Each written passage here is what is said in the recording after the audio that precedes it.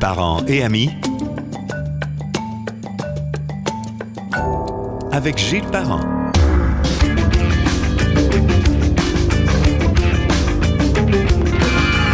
Bienvenue sur Parents et Amis, que l'on retrouve sans frais sur gillesparent.com, sur Spotify, Google Podcast, Balado de Apple et YouTube. Aujourd'hui, je reçois en balado le chroniqueur économique Pierre Couture. Pierre est devenu son propre boss, tient le site cachemireplus.com, est conférencier, analyste financier et collabore chaque jour à Choix Radio X. Pierre Couture, comment ça va? Salut Gilles, ça va? Très bien. Content de te parler. Oui, c'est le fun. On va dire aux gens qu'au moment où on se parle, on est mercredi, le 7 septembre. Alors, parce que l'actualité économique, ça bouge en tabarouette. Fait que si les gens... C'est de minute en minute. Absolument. Donc, on annonce il y a beaucoup de choses qui sont dans l'actualité. On va revenir dans quelques instants sur le premier ministre sortant qui est arrivé avec un projet d'hydroélectricité qui fait jaser, mais qui va faire beaucoup jaser aussi. Ouais. Mais je voulais parler du taux directeur qui risque de monter pas mal aujourd'hui, le mercredi 7 septembre. Oui, taux directeur. Donc là, on le voit vraiment, les banques centrales ont décidé de donner encore un tour de vis.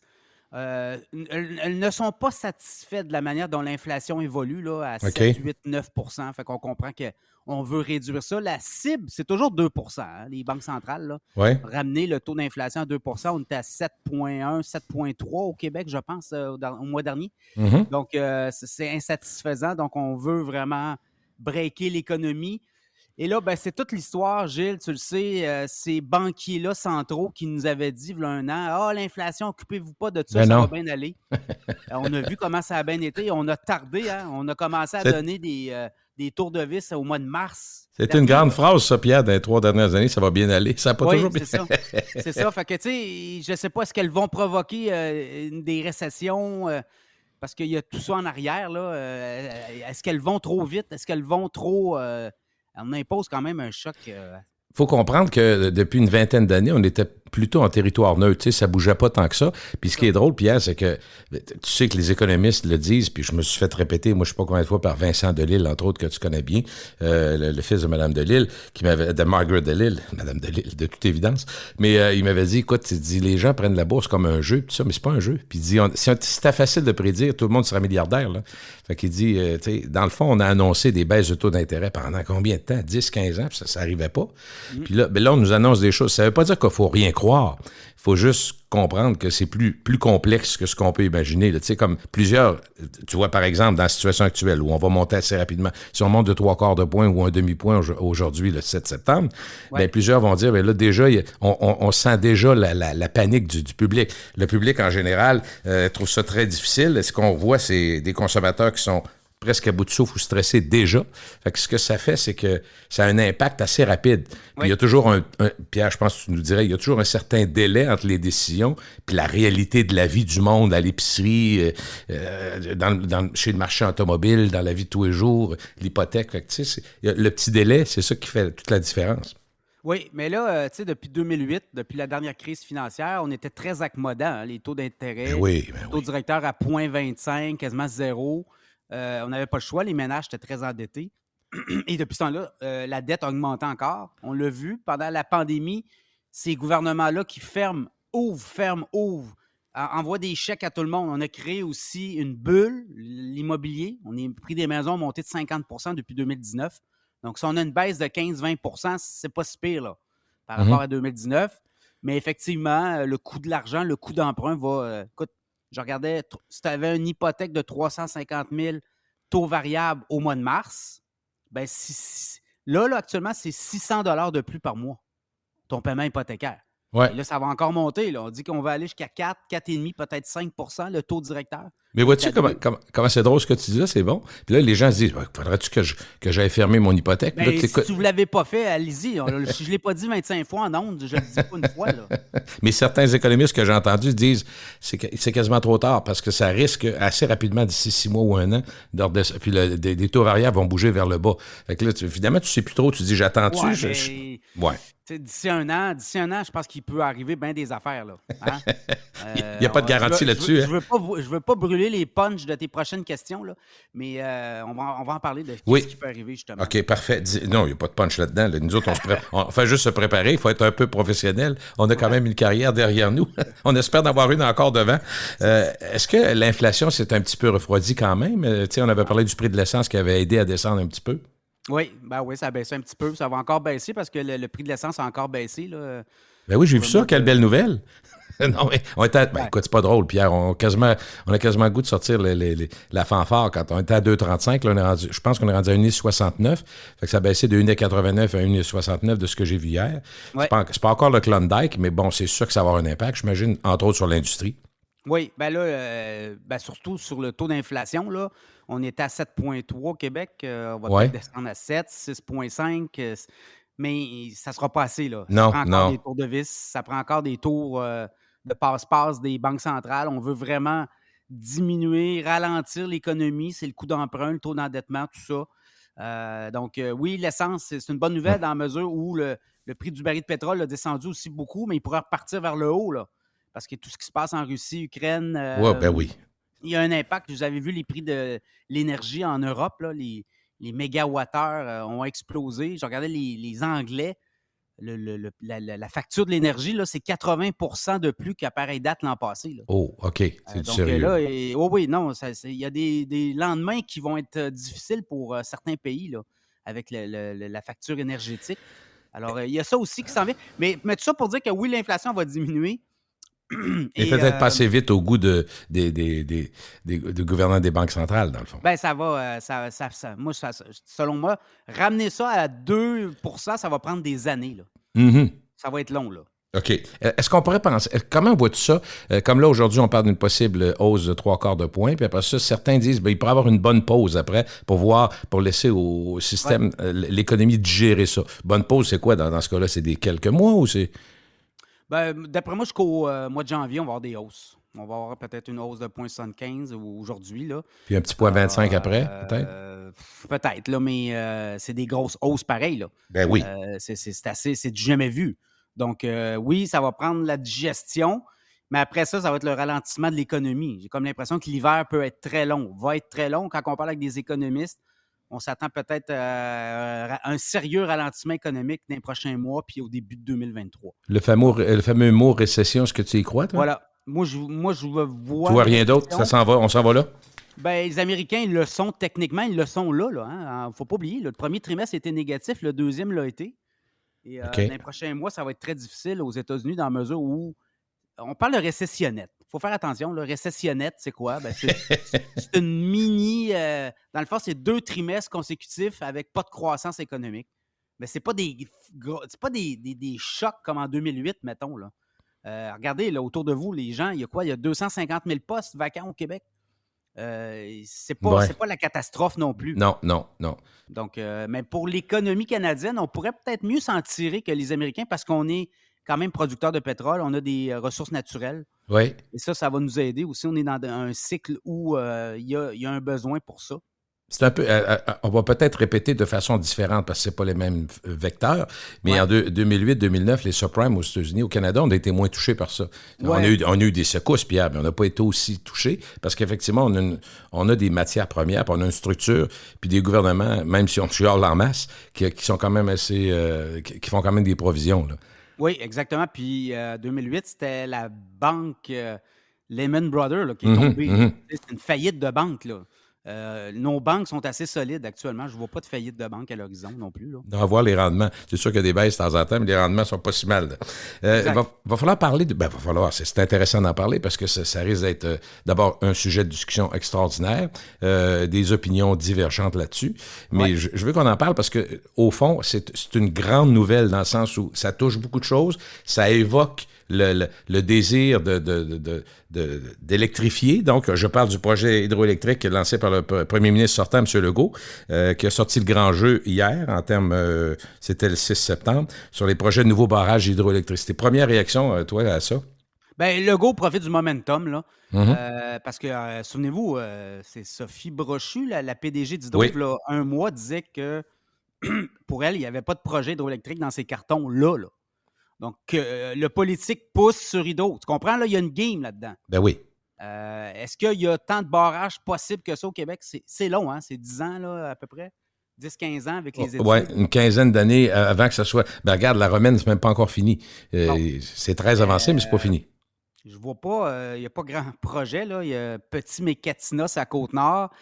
Grande Baleine, oubliez ça. Oui, mais on l'avait... Oui, mais on l'avait... Parce que les Premières Nations, on s'entendait pas. Parce que c'est un gros projet, Grande Baleine. On l'avait mis de côté. Oui, on inondait des territoires, ça passait pas chez les cris. Okay. On a eu la paix des Braves après ça, mais ça me surprendrait qu'on partirait Grande Baleine. Là, oubliez ça. Fait que Petit Mécatina, Gull Island à Terre-Neuve. À Terre-Neuve, n'oubliez pas que Churchill Falls, en 2041, ça redevient propriété de Terre-Neuve. Il va falloir s'entendre avec eux autres, c'est ça, à long terme. Voyons, et on paye 0,2 cents le kilowattheure à Terre-Neuve. Ça fait 17 fois ou 16 fois qu'ils vont devant les tribunaux. Eux autres, oui, puis ils doivent compter de dos pour 2041. Eux autres, ça n'a pas de bon. En 2041, c'est 5000 mégawatts. Là. Fait que, il y a tout ça dans l'équation. Puis, moi, le message que ça envoie aussi, c'est que le prix de l'électricité va monter beaucoup au cours des prochaines années. Attendez-vous à ça. Oui. Le prix du gaz a monté là, aux États-Unis, là, les exportations d'hydro ont été super payantes au cours du dernier trimestre. Quasiment 8 cents du kilowattheure. On était à 4 cents, 4,2 cents dans le dernier trimestre à cause du prix du gaz. Le prix du gaz augmente. Il y a beaucoup de producteurs d'électricité aux États-Unis, notamment en Nouvelle-Angleterre, qui produisent avec du gaz naturel. Donc, eux autres, le prix monte. Ben, tout le monde monte son prix d'électricité. Hydro-Québec exporte beaucoup en Nouvelle-Angleterre. Ouais. Mais Pierre, moi, personnellement, comme consommateur, si les coûts d'électricité montent, sont d'à peu près les plus bas au monde quand on regarde ça au prorata, je ne suis pas en train de dire que je suis super content de ça, mais en même temps, oui. On paye quand même la TVQ, la TPS. Oui, il y a des taxes sur des taxes, ça, c'est sûr. Mais d'autre part, si on est moins dépendant de l'essence, autrement dit, dans mon budget, si je mets moins d'argent sur l'essence puis j'en mets sur l'électricité, j'allais dire c'est le même argent, c'est les mêmes poches.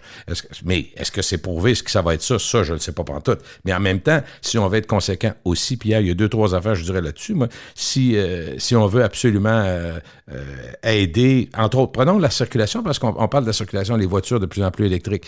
Mais un des problèmes majeurs qui n'est pas réglé par l'électricité, c'est les embouteillages. Tu comprends? Que ce soit électrique ou à gaz, ça, tu vas me dire que c'est un autre problème, mais c'en est un. Fait que quand on parle d'électrification, moi, j'aurais aimé aussi, parce que, tu sais, quand tu dis c'est politique, j'adore l'idée. Quand le premier ministre arrive avec un gros projet de même, c'est vendeur, ça attise le nationalisme. On se dit, OK, on revient aux années 70, M. Bourassa, les grands barrages. J'ai un cousin qui a travaillé là, a fait de l'argent, puis on engage des milliers de personnes, puis ça.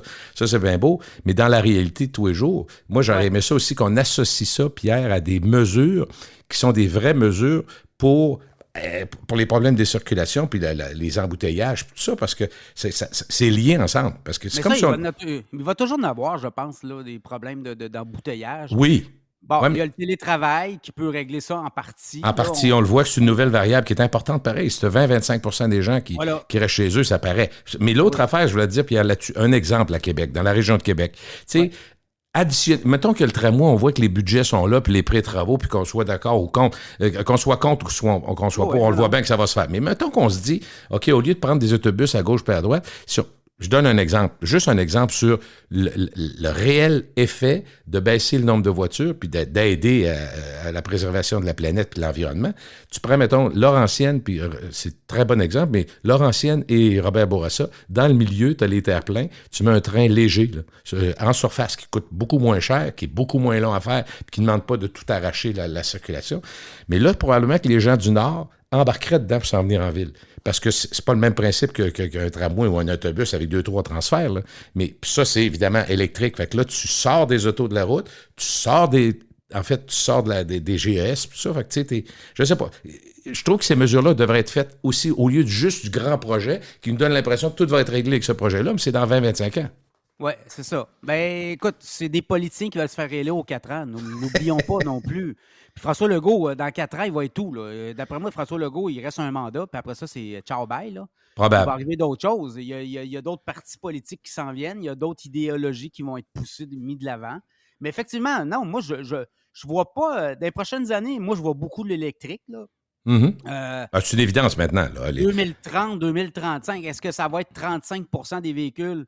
Là, on est à 3 % là, hybrides électriques au Québec. Là. Il y a à peu près 150 000 voitures électriques hybrides sur les routes pour un. D'abord, tu ne peux pas en acheter. Ça peut bien pas monter un programme d'avoir. Ben, 1.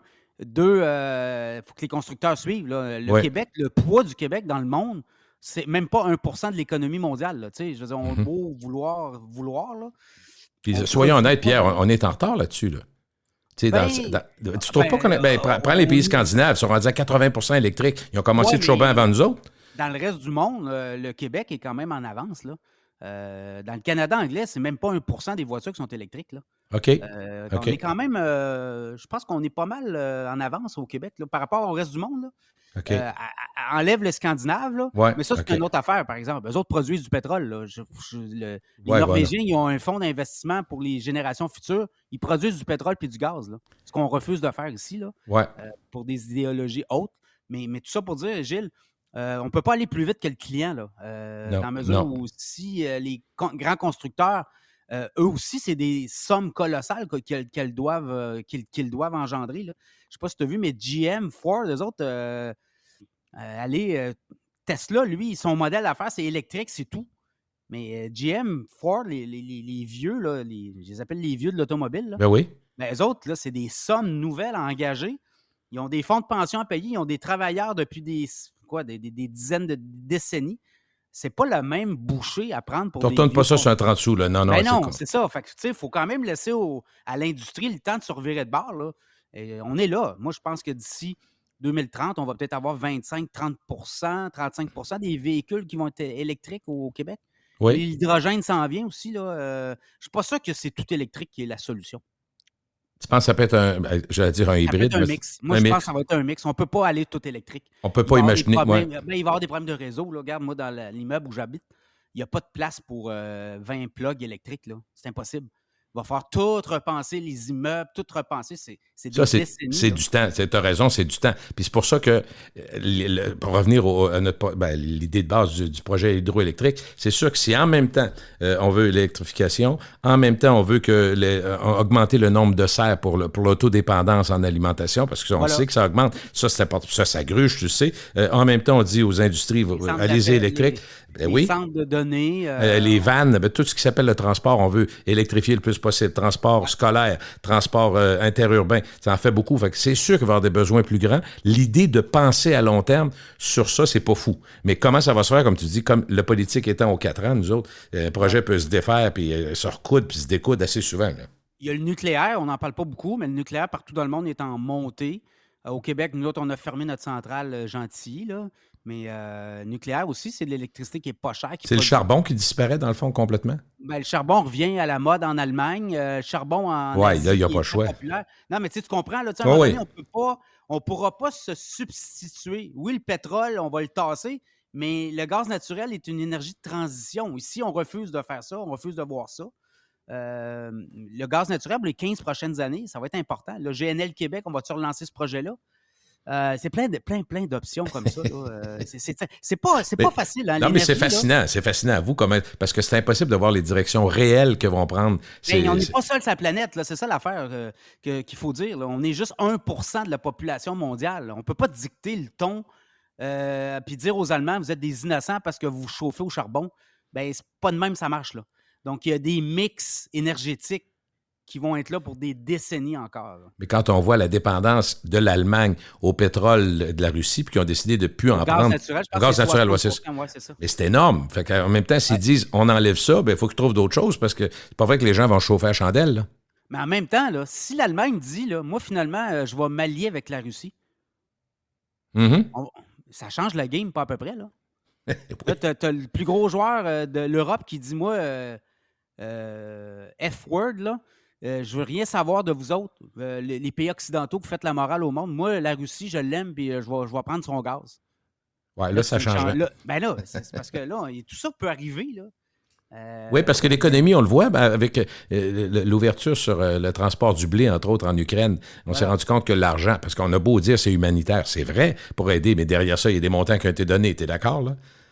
Oui, il y a beaucoup d'argent. Ben voyons. Moi, j'aime bien ça, là, mais je comprends que le blé n'est pas parti du bénévolat. Là. Exactement. Mais ça peut changer vite. C'est ce que je veux dire. Absolument. Et, sur l'échiquier mondial, Canada, on est un pays producteur de pétrole net, là, en passant. Là. On reçoit 14 milliards du fédéral parce qu'il y a du pétrole qui se produit dans l'Ouest canadien aussi. Il ne faut pas l'oublier, ça non plus. Non, c'est ça. C'est facile de chialer. On a quand même 4,4 millions de voitures à essence au Québec. Là. Ici, si on le veut pas au Canada, on va le prendre nous. On sait bien qu'on ne sera pas tout électrique. À 3% au Québec, il va falloir mettre du gaz un maudit bout encore. Encore un bout, là. Ouais. Donc, il y a une transition. Moi, ça va se faire. Moi, je vois des transitions lentes. Okay. Les problèmes de circulation, ben là, il va en avoir. Là. Qu'est-ce que tu veux? Il va y avoir de la substitution. Les gens vont... Oui, regarde, tu veux... Es-tu prêt à vendre ta voiture à essence demain ou ta voiture électrique puis dire, je vais me promener en tramway? Il faut que tu sois en ville. Si t'es pas en ville, là, tu vas être dans le trou. Si t'es pas en ville, oublie ça. Là. Tu le sais, Québec, c'est une grande banlieue. Là. Ouais. Le monde en ville, c'est un petit... Ils ont beau vouloir densifier, on comprend que tu n'auras pas d'édifice de 16 000 étages en ville. Là. Il y a des limites. Là. Surtout que les comités de citoyens font qu'après 3 étages, c'est haut, le soleil, mes plantes. Fait que, c'est très difficile. Les plaines. Ouais. Des condos partout, c'est les plaines. Nous autres, on va régler ça. Bon, il y a 3-4 réponses, là, mais moi, je te dis, problème de circulation, il y a plein d'options. Oui. On peut travailler télétravail. Télétravail, c'est probablement ce qui est le plus rapide et efficace. Puis si tu n'as pas voulu nécessairement, ça a été provoqué, entre autres, par la pandémie, mais c'est sûr. Moi, je parle à des amis qui travaillent dans des grandes entreprises de l'assurance, puis à Québec, c'est ce qui, ils nous sauvent, pas nous sauve, mais ce qui aide beaucoup Québec dans la stabilité des revenus. Oui, c'est ça. Eux autres disent, c'est bien de valeur, ils n'ont pas le choix de tenir compte des demandes des employés. Il n'y a presque pas d'employés qui veulent être 100% bureau. Fait que, tu sais, même si l'autre problème que ça amène, c'est que des immeubles vides au centre-ville, c'est pas payant pour personne. Là. Zéro. Donc là, tout ce changement de paradigme-là, les propriétaires des immeubles, là, tu vois, les grands fonds de pension, je regardais, là, ils sortent tranquillement là, de l'immeuble à bureau parce qu'ils disent dans les prochaines années, ça va être l'hécatombe là. Tous ces employés, tous ces bureaux vides-là, au gouvernement, là, si la moitié des bureaux doivent être liquidés, là, je veux dire, c'est nous autres qui payent pour ça, là, les contribuables. Là. Ceux qui vont décider de retourner au bureau, ils vont avoir d'un coup sec un bureau pour eux de 2500 pieds carrés. Ah oui, c'est ça. Non, mais, mais tu sais, on fait des blagues. Mais... C'est pas réglé, cette affaire-là. Non, c'est pas réglé. Là. Parlant de choses qui sont pas réglées, la campagne électorale au Québec nous a mis ça d'en face, mais on l'avait déjà, on n'avait pas besoin de ça, mais ils en ont parlé beaucoup, le coût de la vie. Et selon un sondage canadien, 80% des Canadiens s'inquiètent de leurs finances. On peut pas être très surpris, Pierre. Là. Ben là, par rapport à l'année passée, cette année, il faut que tu gagnes 5 000 à 7 000 $ de plus pour conserver le même rythme de vie. Parce que l'inflation à 8 %, c'est ça que ça fait. Là. Ta poutine, qui était 10 piastres, je sais pas, 7 piastres, elle est rendue 12 piastres. Puis l'épicerie a monté, puis tout ça. Donc, ça aussi, les factures, là, ils vont rentrer. Là, les factures les gens sont partis en vacances cet été. Là. Les factures s'en viennent là, ou sont rentrées déjà. Là. Et là, il y a des faces longues. Là. Attends une minute, comment je vais payer tout ça? Les gens de plus en plus recourent au crédit aussi pour payer. Donc, là, on voit l'explosion du crédit, effectivement. Écoute, la dette à la consommation augmente, l'usage des cartes de crédit, la demande de cartes de crédit. C'est comme une roue qui tourne, mais ça va tout ensemble, ça, Pierre. Là. Ça va tout ensemble. À un moment donné, la facture, il y a quelqu'un qui doit l'assumer. Là. Donc, le consommateur, moi, l'hiver va être long, je te le dis, là, puis... c'est un peu ça, une récession aussi. Hein? C'est la consommation du jour. Le consommateur se met en boule puis il dit moi, je vais comme prendre un petit break. Là. Je vais digérer mes dépenses. Puis je vais regarder un peu qu'est-ce qui s'en vient, puis on va s'ajuster en conséquence. Est-ce que tu t'attends, parce qu'on a une période, dans le fond, on a vu les gouvernements beaucoup intervenir lors de la pandémie, les milliards sortaient, puis au fédéral particulièrement.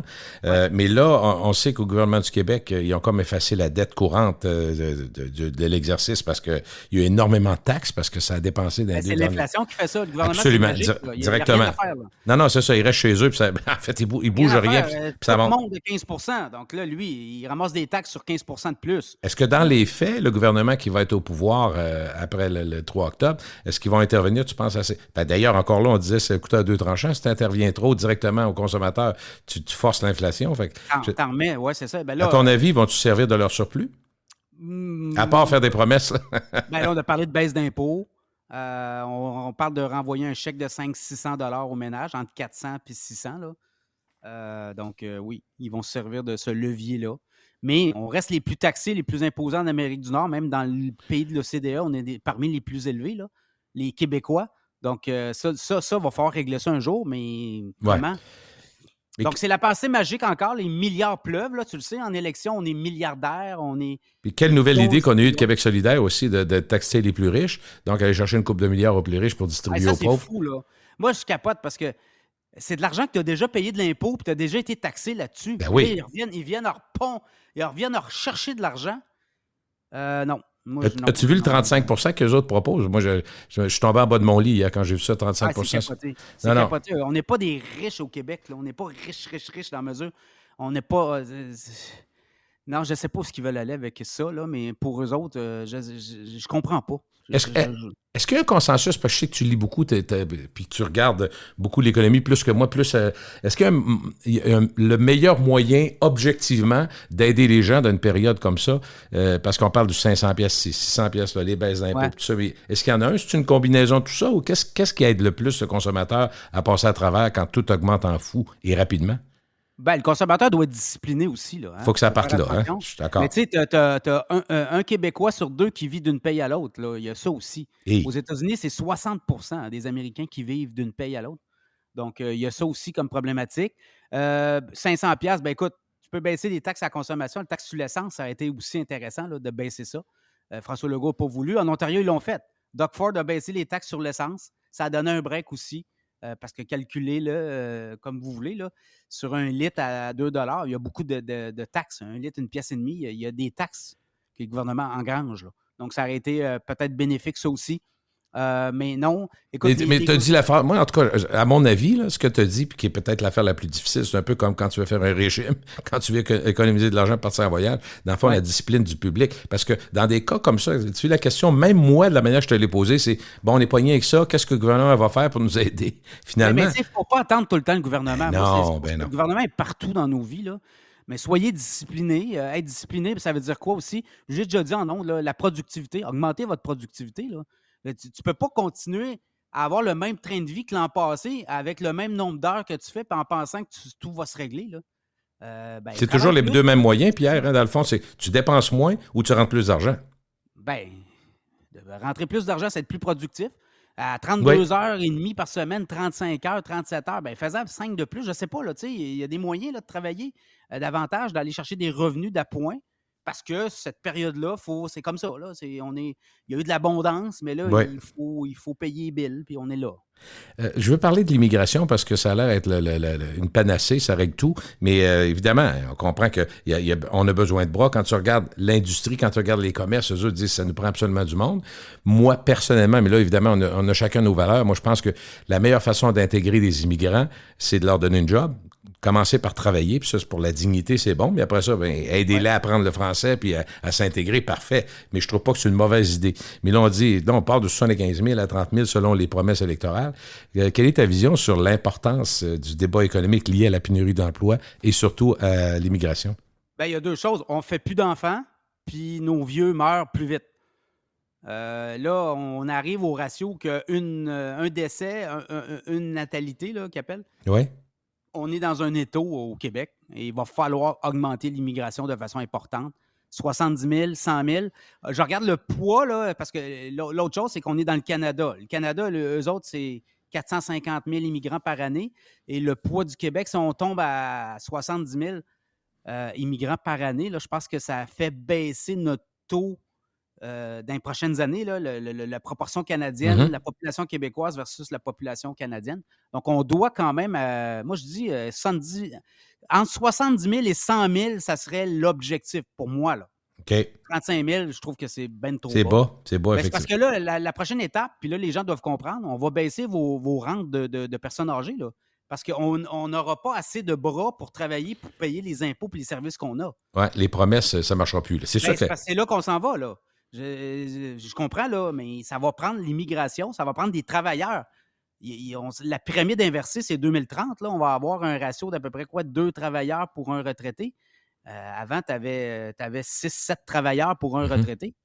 On ne pourra pas se payer tous les services qu'on a là avec la population qu'on a actuellement. On vieillit, il y a beaucoup de gens qui partent à retraite. Ben oui. Mais tu sais quoi, Pierre? Oui, puis Pierre, dans le fond, ce qu'on dit là aujourd'hui, en 2022, en 2010 et en 2005, on savait ce qui s'en venait. Écoute, je travaillais au Soleil, je travaillais au Journal de Québec, j'ai écrit des articles là-dessus. Le mur s'en vient, personne n'écoutait, les politiciens ne parlaient pas, puis il n'y avait pas de problème. Donc, je veux qu'on revienne sur la dette à la consommation parce que, dans le fond, c'est la hausse des taux d'intérêt qui s'en vient. Et on est pas mal dedans, là. Hein? Oui, absolument. Le solde des cartes de crédit. Donc, le public est est-ce qu'ils sont complices, les compagnies de cartes de crédit? Ils sont pas là pour aider nos problèmes personnels, mais tu sais, Visa et Mastercard, entre autres les grands, ont beaucoup de demandes. Le marché est meilleur pour eux. Donc, on comprend qu'ils commencent à donner un peu plus de lousse aux gens, mais ça, en même temps, tu comprends, c'est que si t'es pas discipliné, si on te donne un peu plus de marge, puis on augmente un petit peu ta marge pour te donner un coup de main ou on te donne une carte, tu comprends que tu t'enlises là-dedans, mais ils n'ont pas la responsabilité sociale, eux autres, de régler nos problèmes. Puis je me dis, je pense pas que eux autres qui vont nous aider, entre guillemets, tu comprends ce que je veux dire? Ils vont être là pour nous donner du crédit, eux autres. Mais je vois des Québécois intelligents, par exemple. Je vois de plus en plus de gens jouer leur carte Heureusement. de crédit. Parce que quand tu achètes ton épicerie avec ta carte de crédit, puis tu payes à temps, puis en essence, tu as des retours de 5 %. C'est vrai. Il y a des cartes de crédit qui donnent beaucoup de points, puis il y a des gens qui voyagent avec ça. Donc, il y a l'autre côté. Moi, je vois beaucoup de gens utiliser les cartes de crédit. Stratégique, dans le fond, des gens qui réfléchissent, qui sont stratégiques avec leur crédit. Ben, c'est ça. Donc, tu sais, j'en prends, j'en laisse là-dedans. Là. OK. Puis, il y a les taux. Il y a toujours des taux, là, que genre 80... Tu sais, je pense... Les cartes de crédit, là, elles font beaucoup d'argent, là. Parce que les gens payent les pénalités, puis les gens payent ci, puis ça, puis il y en a qui payent à temps. Mais ce que je veux dire, c'est qu'il y a toujours un taux où il y a un taux de délinquance, là, où les gens vont faire faillite. Il y a un pourcentage X qui ne payera pas ses cartes de crédit à temps. Mais il y a beaucoup de gens qui payent à temps puis qui profitent des points pour voyager, puis faire des trucs, avoir des remises en argent. Là. Donc, je pense qu'il y a ça aussi. Les gens, ils sont intelligents là-dedans aussi. Il y en a beaucoup qui jouent les cartes là, pour justement aller chercher les points et de l'argent en bout de ligne. Là. Je veux qu'on jase d'une chose qui a été beaucoup discutée pendant la pandémie. Les taux d'intérêt étaient très bas. La pandémie nous a amené, surtout en 2021, à être restés chez nous. Donc, il y a eu des rénovations à la maison. On se gâte un peu. L'argent qu'on aurait dépensé en voyage, on le dépense chez soi. On avait un projet de maison. On regarde ça à 1 point quelques %. Ben, va être donc, on y va. Puis, mais là, finalement, on comprend que de ce qu'on voit, l'hypothèque joue un rôle clé maintenant. Et il y a des gens qui ont peut-être acheté trop gros. Là. Il y en a peut-être qui ont vu plus grand que la panse. Oui. Ben oui, là, il y a du monde que... Mais en même temps, tu sais, le télétravail est là pour rester. Ouais. Là, je sais que ça pousse beaucoup pour venir au travail 3 jours semaine. Là. Est-ce que ça va se faire? Je sais que dans Silicon Valley, c'est beaucoup ça. Apple, Google, ils veulent avoir leurs travailleurs au moins 3 jours semaine. Je regardais les chambres de commerce poussent pour ça. Mais écoute, si tu as acheté ta maison 50 000 de plus puis tu te sépares là, ben là, c'est peut-être... tu vas peut-être perdre, c'est sûr. Mais... Le taux d'épargne est là, pareil. Il y a des gens, tu sais, pour 50 % de la population, là, il y a des gens qui ont eu beaucoup d'argent d'épargner pendant la pandémie. Les gens ne faisaient plus rien. Mm-hmm. La paye rentre pareil, là. Donc, on est allé s'acheter une maison plus grosse, c'est correct. Mais si tu es capable d'assumer ça, si tu as fermé ton hypothèque, sinon, si tu étais à taux variable, ben, tu l'as refermé. Tu as écouté Pierre Couture à la radio, tu as dit, bon, ben, je vais aller fermer ça. 2 ans, 3 ans, là. Mais tu sais, somme toute, ceux qui auront à souffrir, c'est ceux qui vont peut-être avoir été... Ceux qui auront pêché par excès, là. Mm-hmm. Moi, je vois ça, là. C'est à peu près 50 % du monde, de la population, qui est très à l'aise. Puis tu en as un autre 50 % qui, lui, c'est un petit peu plus difficile. C'est à peu près ça ce que je vois, là. Okay. Donc, c'est pas noir et blanc. T'sais, on regarde un peu. Récemment, il y avait un sondage. Si je vous donne 5 000 $, qu'est-ce que vous faites avec? Ben, 50 % des gens disaient, moi, je vais payer mes dettes tout de suite. Puis 50 % d'autres disaient, ben, moi, je vais aller en voyage, je vais mettre ça sur un REER. Donc là, il n'y a pas de problème, on le voit, là. Pour eux, c'est près de prends-le à peu près 50 % là, ouais. qui est très à l'aise avec ce qui se passe, puis peu importe qu'il y ait un choc économique, bon, ça va bouger un peu, là, mais c'est pas grave. Alors que pour 50 % de l'autre population, ben, ça va être un petit peu plus serré. Là, mais on voit dans l'économie, si tu parles du monde, tu te rends compte qu'il y a une logique, Pierre, tu sais, implacable et de premier niveau. Par exemple, ceux qui vendent des vêtements, c'est beaucoup plus dur parce que, mettons que tu veux, tu sais, t'acheter, mettons, la belle chemise à 225 $, tu regardes ton gardeur, tu te dis, coudonc, j'ai 11 chemises, moi, puis j'ai 6 paires de souliers. Je suis capable de passer l'automne. Tu comprends ce que c'est facile exact. De dire, j'ai pas besoin d'acheter de vêtements. Par contre, à l'épicerie, dire, le beurre, finalement, mes toasts, pas de beurre, ça va être bon pareil. Tu sais, c'est pas pareil. Margarine, hein, c'est non, mais tu comprends, Pierre, c'est pas pareil. Oui. Mais il y a des choses, il y a des dépenses simples. Tu te prives, mais finalement, touches pas tant que ça. Mais Exact. peut-être tes 3 voyages dans le sud, tu te dis, peut-être un cette année, ça ferait bien. Fait il y a des choses qu'on peut... quand tu dis discipline, moi, je le vois là-dessus aussi. Mais on comprend qu'il y a des secteurs de l'économie que c'est plus difficile. Parce que moi, je prends restauration puis les vêtements. D'après moi, eux autres, c'est plus... Parce que c'est des dépenses que tu peux plus facilement éviter. Oui. Bien, on va le voir, là. Je pense hein? on va voir des faillites, selon moi, on va voir des faillites de commerce plus là, à l'automne. L'hiver? Des restaurants, oui. On a retardé ça beaucoup. Pendant la pandémie, il y avait des aides. Il y a eu de l'aide, il y a eu beaucoup d'aide, tu as raison. Oui, là, les aides, c'est fini. Là. Donc, tu parles avec des syndics, puis là, ils disent ça sonne, ça commence à sonner. Et j'ai comme l'impression qu'on va avoir davantage de faillites d'entreprises, ce qui est sain, là, en passant. Là. Il y en a toujours eu des faillites. Là. Il y en aura toujours aussi. Hein? Là, oui. Puis là, on va voir des gens commencer à couper dans certains postes de dépenses, restauration peut-être ou autre chose. Là. Et ça va, il va avoir un impact, c'est sûr. Mais bottom line, la roue, le cycle, une récession, ça fait partie des cycles économiques aussi. Là. Ça nettoie les tuyaux, puis on repart après ça. Mm-hmm. Et j'ai comme l'impression qu'on va repartir. Moi, je vois peut-être les 10-12 prochains mois très difficiles, là, peut-être. Là. Puis à l'été prochain, moi, je vois le printemps, été. Petite éclaircie, peut-être? Ah non, on va repartir. Là. L'économie va repartir, d'après moi, l'été prochain. Là. Entre autres, juste dans l'alimentation, Pierre, la stabilité, le fait que la pandémie est moins présente, puis semble s'estomper, puis on semble, entre guillemets, commencer à vivre avec, bien, tout ce qui s'appelle les dépenses superflues qu'il y avait à faire, toutes les plexiglas, puis les gardiens à la porte, on oublie ça, là, mais c'est des coûts tout le temps, dans un domaine où, c'est quoi la rentabilité de 1, 2, 3 % en alimentation? C'est faible. C'est très faible, faut que tu vendes dans ta barouette. Fait que, tu sais, moi, je pense que les autres vont être capables plus facilement, tu sais, je présume, là, mais j'ai lu un peu le Food Professor. Il dit, quand ils sont capables de stabiliser leurs opérations, ils peuvent avoir des meilleurs rabais. Puis il dit, regardez, vous allez voir, les rabais à l'épicerie recommencent à revenir tranquillement. Puis c'est vrai, c'est vrai, c'est tranquillement, mais ça revient. Donc, ce que tu dis, sur une période de 6 à 8 mois, 10 mois, on va avoir vu, d'après moi, une baisse là aussi. Puis les gens, on regarde plus qu'avant. Hein, t'es d'accord? Oui, c'est défensif. Là, les gens vont on le voit, là, les gens regardent leurs factures et disent là, je vais couper là. Qu'est-ce qu'on va faire? On va retourner à l'épicerie. Ouais. Le restaurant, moins possible aussi. On va le voir. Là. Il y a des gens qui vont peut-être couper le restaurant puis ils vont aller davantage à retourner à l'épicerie. Bien, je regardais Dollarama, je trouvais ça drôle. Il y a 50 % de plus de produits d'alimentation qui se vendent depuis 6 mois chez Dollarama. Puis, Géant, c'en a un autre, ça. Ben oui, même chose. Les magasins à rabais. L'AB veut ramener Zellers. Zellers, c'est une bannière à escompte. Oui. Donc, on le voit, Super C, Maxi. Les gens... Walmart en alimentation est très solide. Costco est très solide aussi. Très fort, effectivement. Donc, on magasine. Dans le fond, c'est ce qu'on fait. Oui, les gens reviennent. On va le voir dans les prochains mois. Là, tu vas voir là, les tendances. OK. Bien, parlant de tendances, regardons les pronostics. Qu'est-ce que tu vois peut-être dans l'immobilier? Si tu veux, par secteur en gros, mais tu parlais de pronostics tu dis 6 à 8 mois, mais peut-être l'immobilier, par exemple. Là, l'immobilier, ça va breaker. Là, on le voit, les prix ont commencé à baisser à Québec. Oui. Moins de transactions, c'est sûr. Écoute, les coûts hypothécaires, les coûts d'emprunt augmentent. Donc là, tu as du monde qui était préqualifié, qui ne peuvent plus se qualifier. Il y en a beaucoup qui vont dire, regarde, je vais prendre une année de plus en loyer, puis on va commencer à remagasiner l'année prochaine. Alors, il y a ça aussi. Il y a moins de produits disponibles. Hein. Les boomers sont pas partis en RPA, là, en résidence de personnes âgées, ont gardé leur maison. Ça, c'est une tendance que je vois. Je pense que les gens vont garder leur maison. Très fort, très fort. Moi, autour de moi, là, ceux que je connais, mes beaux-parents, tout ça, sont là parce qu'ils disent, on va se payer des gens qui vont nous aider à rester chez nous, l'entretien, toute la patente. Puis finalement, ça a fait peur. Tu sais, moi-même, là, j'ai 62 ans, je suis pas jeune, là, je suis pas une jeunesse, je sors pas du showroom, là, mais en même temps, je te dirais, Pierre, à voir comment ça s'est passé dans les centres pour personnes âgées, j'aurais le goût de rester chez nous. Ben non. Puis je pense avec les pénuries de travailleurs, tout ça, non. Je vais sortir les 2 pieds en avant, s'il vous plaît, le plus longtemps possible. Moi, je pense que ça va être une tendance. Puis les gouvernements vont s'adapter. Il va y avoir des crédits d'impôt là-dedans, là.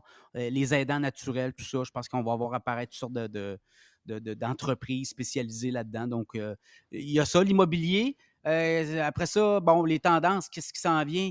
Je regarde les marchés boursiers, là, des 10-12 prochains mois, ça va être difficile. J'ai comme l'impression aussi. Je dis les 6 prochains mois parce que les marchés boursiers sont toujours 6 mois d'avance. Oui, ils anticipent, c'est vrai. Ça a diminué. On a eu un beau petit rallye là, cet été. Je pense qu'on a eu un 23 % de hausse sur le Nasdaq. Mais là, depuis quelques mois, avec ce que Jérôme Powell, la Fed, a dit, là, les ménages et les entreprises vont souffrir.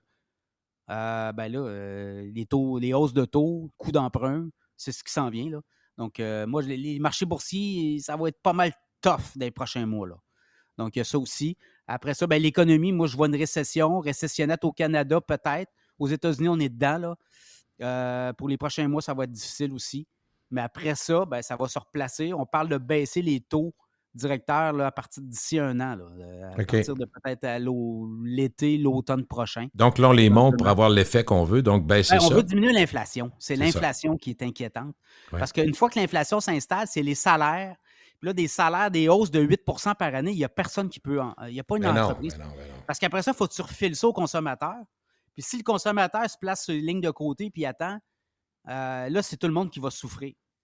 Donc, je pense qu'on est là. On est en train de réaliser les entreprises. Je ne peux pas te donner 8 par année d'augmentation. Moi, je ne peux pas refiler ça à personne. Ça fait 1 an et demi que je refile des hausses à tout le monde. Puis là, tu vois, les matières premières, ça redescend. Donc là, les fournisseurs appelés, tu sais, les gens qui achètent à des fournisseurs, demandez à vos fournisseurs de baisser vos prix parce que là, ça a baissé depuis 20-25 les matières premières depuis une couple de mois. Là. Ouais. Donc, il va falloir voir ça éventuellement aussi apparaître. Fait qu'on redescend tranquillement l'inflation, là, mais ça va être long. Comme on disait, il y a un petit peu de... On voit un certain mouvement. Je parlais de l'alimentation tantôt. Qu'il y avait une stabilité dans les opérations, ce qui fait qu'ils vont être capables d'avoir des rabais. Mais dans plusieurs secteurs, tu disais, l'essence, ça recommence à redescendre un petit peu. On n'est plus à 2,35. Puis je pense pas qu'on remonte à 2,35. Ça ne veut pas dire qu'on va rester à 1,69. Là. Mais... Quand même, c'est vrai que c'est ces petits signes-là, mais en même temps, ce qui va nous rattraper, c'est tout ce qui s'appelle l'endettement, là, les cartes de crédit, l'hypothèque, là, ça vient vite à chaque mois. Là. Pour la moitié de la population, je te dirais, là, il y a la moitié de la population, là, on dirait que ça les touche pas. Mais l'autre moitié qui vivent d'une paye à l'autre, là, dès que ça bouge, dès qu'il y a de l'endettement, ça peut faire très mal. Donc, c'est là que ça va jouer. Donc, les prochains mois, moi, je vois vraiment une économie qui va ralentir beaucoup au Canada, aux États-Unis, en Amérique du Nord. Vous le voyez en Europe, là, les prix de l'énergie, ça va avoir un impact important. Donc, le Canada peut-être un peu moins touché que les Américains? Un peu moins, c'est ce qu'on voit à date, là, mais ça peut changer aussi. Là. Ah oui. On est quand même... Le poids du Canada dans le monde, c'est 2 % l'économie canadienne. Là. On est beaucoup à la merci de ce qui se passe ailleurs. Si nos exportateurs exportent moins, il y a un impact aussi. On va le voir. L'énergie, ça va remonter. J'ai comme l'impression qu'on va voir ça au cours des prochains mois. Là. Le pétrole va remonter. Donc, c'est pas une bonne nouvelle, l'inflation non plus. Là. Pour les chroniqueurs économiques, ça va être tout sauf ennuyant. Il y a du stock, c'est incroyable. Merci beaucoup, Pierre, c'est gentil. Salut. Salut, Pierre Couture, chroniqueur économique, qu'on entend à Choix Radio X tous les jours également.